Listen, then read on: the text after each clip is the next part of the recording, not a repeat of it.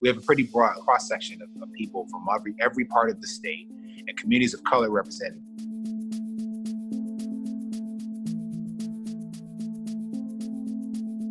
One of the first actions that the task force took was Dr. Khaldun sending a letter to every medical professional in the state to name medical bias potentially being a factor in testing and treatment decisions. We saw the people who were going to their doctors or to their local hospitals and begging for coronavirus tests for them or their family members being told no.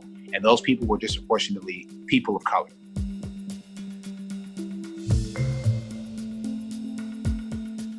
Patients of color are more likely to be seen as drug seekers, and so having their pain managed is being marginalized because of biases. So we're looking at implicit bias. We're looking at how do you assess the incorporation of equity into what the policies, the practices at the state level. The second thing that we did was enact a non-discrimination policy on medical care and medical treatment.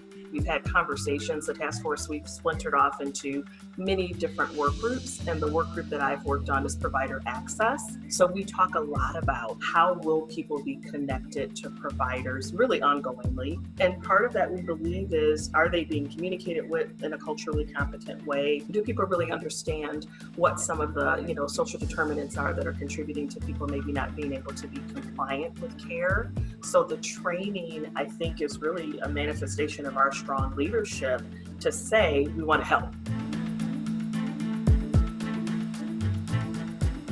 This pandemic has confirmed and highlighted the deadly nature of these pre-existing inequities caused by systemic racism. Declaring racism as a public health crisis means that we will and must tackle this with urgency and intention. So the work that's come out of it has really been looking at how can we reduce people's risk of infection? How do we recognize some of the realities, like the fact that people of color are overrepresented in jobs that have been working throughout this entire pandemic? How do we protect them when they're at work? And so we're proud to take that leadership role in the country and we hope the rest of the nation follows suit.